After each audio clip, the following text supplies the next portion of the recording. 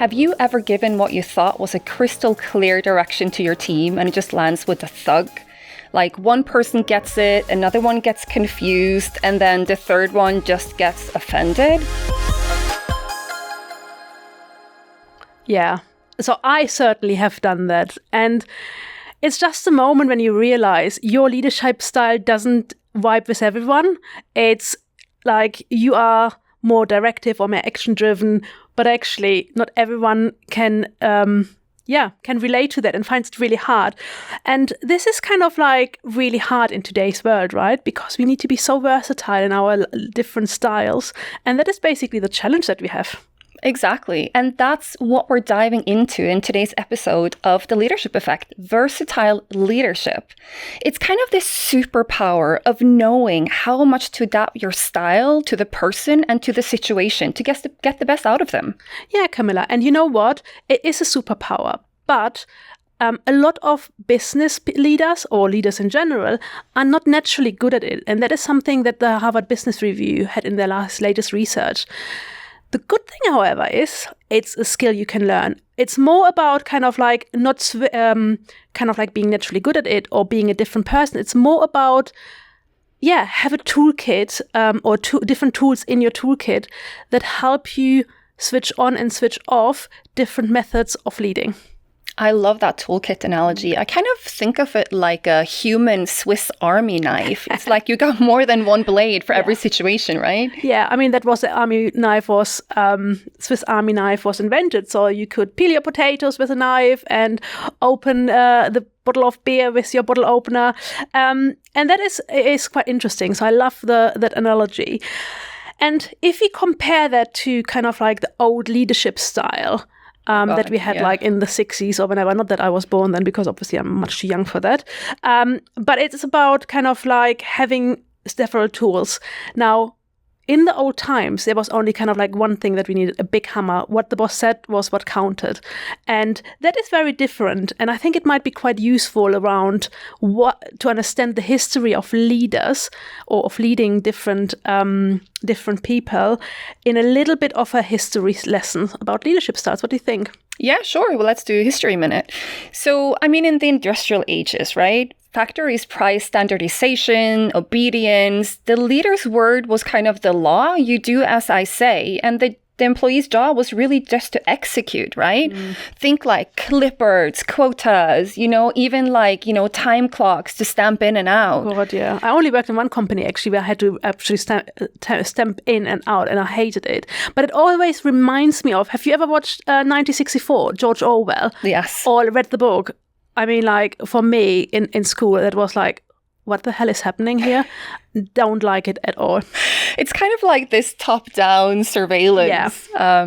But I mean, it's really, really how the workplace probably felt. It's like command and control, but that was the norm, right? Yeah, absolutely. And then kind of like the information age came in, economy shifted, and the output wasn't just kind of like only kind of like the product that was important, but actually the knowledge, the information, ideas were actually valued. And with kind of like the internet, the globalization, and now actually also AI, which is kind of like feels like the next big thing, work is much faster, much messier, much more complex. I mean, talking about the VUCA world, I feel the last 10, 20 years.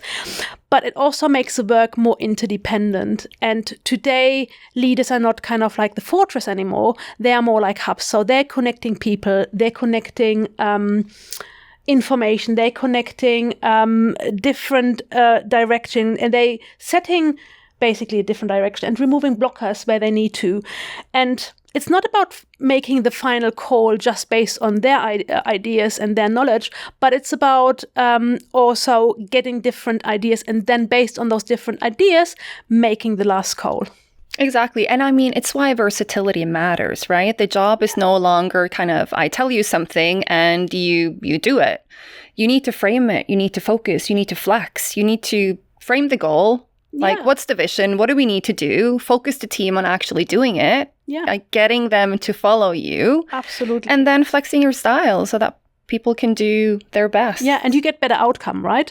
Exactly. Well. But it brings us back to the Swiss Army knife as well. So when you first start out, I think one of the good things is you need about 4 blades, I would say.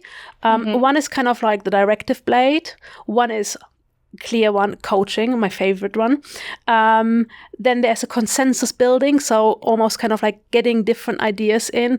And then last but not least is the delegating one, which is also a quite critical skill to have. It is, but should we bring them to life a little bit for the listeners? Yeah. So imagine you work in an IT department. At 9 o'clock, everything shuts down. There's no internet. There's nothing. Everyone's panicking. If you work in IT, it is, isn't it? Yeah. But then the leader needs to step in, right? To give instructions and directions on what to do. So if the leader's Paul would say, Anna, you lead the fix. Lars, you handle the comms. Hans, you'll go with me to talk to the execs, right? And then we'll meet again at 10 in an hour. Yeah. Call me if anything comes up. Yeah. And I think this is really important. So when the risk is really high and time is of a critical essence, that is when you want to pull out this directive blade basically out of your Swiss Army knife and decide fast, explain why and assign clearly, and then make time for some check-ins to see where everyone is at. That is really crucial. Now think about a team member that actually is preparing their first client presentation. So what is the things that you would need most there? So would you go in and tell them exactly what to do, when, and what to do by? Not really, right? No. You kind of want to coach them through it. So what options are you weighing? What criteria matters the most? Yeah, exactly. To support them in delivering it themselves. Yeah, right? you want to almost help them grow, basically, right? You want to make sure that they're equipped next time to make those decisions by themselves. If you tell them what to do, then next time they're relying on you to solve their problems. So you putting yourself in a very difficult conversation where you end up doing all the work. And that is a whole different top podcast, basically. But we want to make sure is that we then kind of like go in and doing the coaching with them. Exactly. I mean, we want to grow judgment, right? Yeah. We don't want to always be telling people what to do. We want to teach them how to do it themselves. So if we move on to the next one, it's kind of imagine a cross-functional team that's working on designing a new product, right? The leader kind of comes in and say, here's my draft, here's my proposal. What are the risks that you're seeing? What are the builds that you have? What blade are we talking about here? I mean, that's clearly the consensus blade, right? It's about gathering different ideas, gathering different thoughts to make the idea or the product even better. And this is kind of like really important to get consensus and get everyone involved in something that is really complex and invite those voices in very consciously. Exactly. Well. And I have a story about that. So I used to work with this leader from south of Europe. And he was very decisive. He was quick to make decisions. And he was kind of used to telling the team what to do. And that leadership style worked really well in Southwest Europe. Yeah. But then he took on a team in Norway. Oh dear. So he would do the same. So he would come in, he would tell people like, hey, this is the decision we made. This is what we're going to do, and you're going to do this, you're going to do this, and you're going to do that. Yeah, which is quite hard. That doesn't, from what I know, the Norwegian culture is, they're much more collaborative. So that, I assume, didn't really land very well?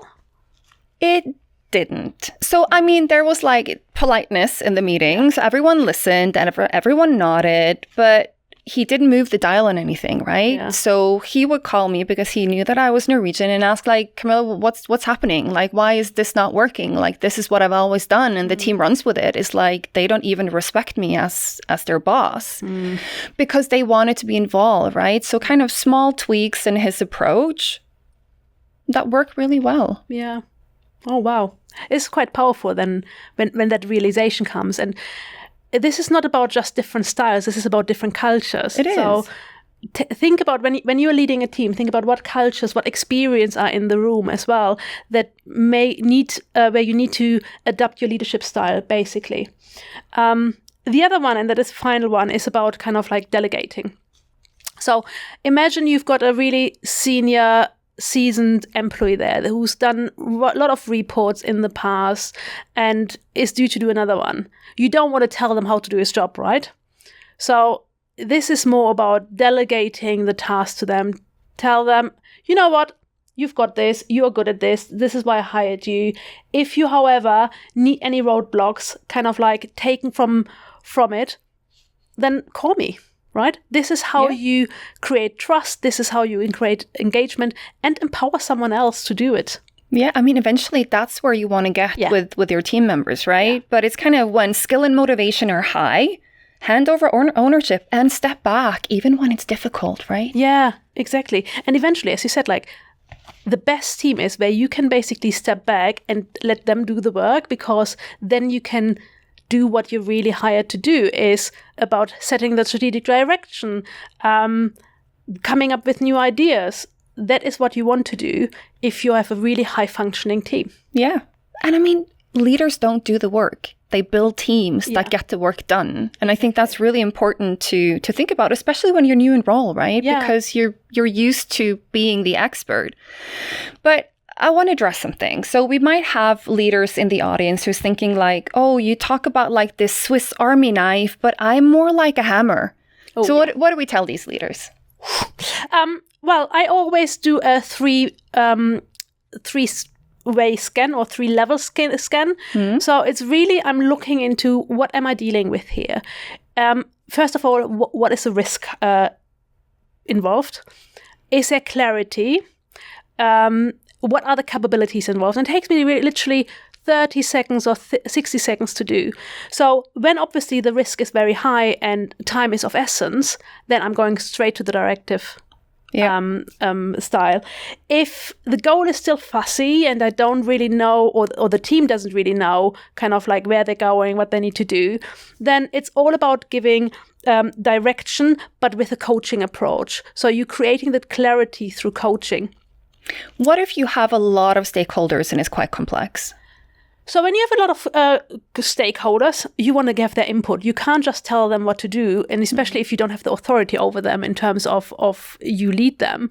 You really want to make sure that you get their consensus in. You want to make sure that they bring their ideas and that you're listening to them. So again, this would be the consensus blade. Mm. And I love that. And I mean, when you have many stakeholders, it gets complex, right? Because people have different agendas and different perspectives. But even when you talk to them and you get their opinion on what they want, you can also use that to sell back to them why you've made the recommendation that you do, right? Yeah. So it's about bringing it back to the why, the why matters. Exactly. Yeah, as Simon Sinek says, as we all know, right? And then obviously, if someone is in your team and has really high capabilities, you want to make sure that you empower them by delegating the tasks to them and really help them grow. Yes. But I think the point here is you do this 3-level scan, right? But range is a muscle. So if you're a hammer, you can change. Like you can build this muscle. You can build these skills. Yeah, absolutely. Yeah. It's like the muscle in the gym, right? Yeah. If you don't use it, you will lose it. So it's more important that you kind of like sometimes stress the muscle. So put yourself out of the comfort zone and into a situation where you can actually build that skill, which only happens if you consciously decide, oh, I'm going to use this muscle now, which I'm not often using. And there's a few habits that you can use to kind of accelerate that learning. And one is kind of asking for feedback, right? So was there any moments this week where you needed more direction or more space, or what style works better for you? And that will then tell you how to address someone and how to flex your style, right? And you also model listening to feedback. And inviting feedback, which is also something that a lot of leaders find uncomfortable. And also employees find quite uncomfortable giving leaders feedback. But if it's something you're inviting, it's much better. Yeah. And I have another one. Practice discomfort. Yes. So if you're a fixer, speak last. if you're a visionary, and you're going to hate this, Yeah. you need to own the operations, right? Yeah. I mean, like at the moment, we as self-employed, just building up our business, being really quite honest, we don't have anything to give to someone else. We both are probably more visionaries. So we have to make consciously time to do those. I was going to swear, to do those admin tasks. It's not something that we enjoy doing, but we have to do it. And it feels a bit uncomfortable, and it's probably the last thing on the agenda that we're doing. But we have to do it, right? Yes. And, getting in the weeds is sometimes fun as well. Yeah.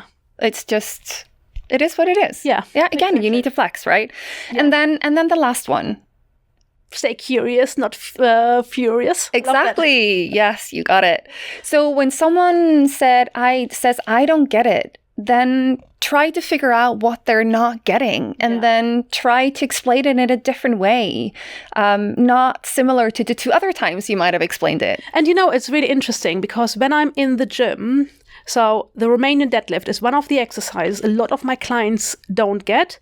And for some people, I have to give different cues that they actually get it and bring up the message in different ways. And it's the same with leadership. Like if you explain something, some people will get it first time, completely fine and easy. Some people need explaining in a different way, so they get it. And some people think they get it and then they don't because they misunderstood, right? Yeah. It's communication in a nutshell. Yeah. But I think versatile leadership, it's not about being a chameleon. So it's not about being different than kind of your style. It's about being a thermostat and not a thermometer. Yeah. And oh God, that is a difficult word. Thermometer reflects the room.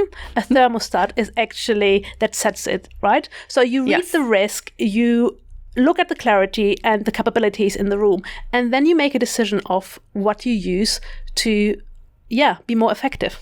Exactly. Should we give the listeners a challenge for this week? Oh yeah, of course. We can't leave this episode without a challenge. No. So remember the 3-level scan that we talked about? So run that for one meeting and deliberately pick a different blade than your default. So don't run back to your default, but pick a different blade. It needs to be obviously applicable. So yes, if this time or the risk is quite high and you suddenly say, let me try a coaching style, that doesn't work. So, but obviously make it so that it works. Yes. Brilliant. And tell us how it goes. So write in the comments. So which blade did you use? Which one is your normal go-to? We want to know about it. And then maybe we can also make a deep dive into the different skills. Exactly. That's it for today's episode of The Leadership Effect. If you found it useful, subscribe, share it with another leader, and connect with us on LinkedIn. Yeah. Until then, lead with curiosity and courage.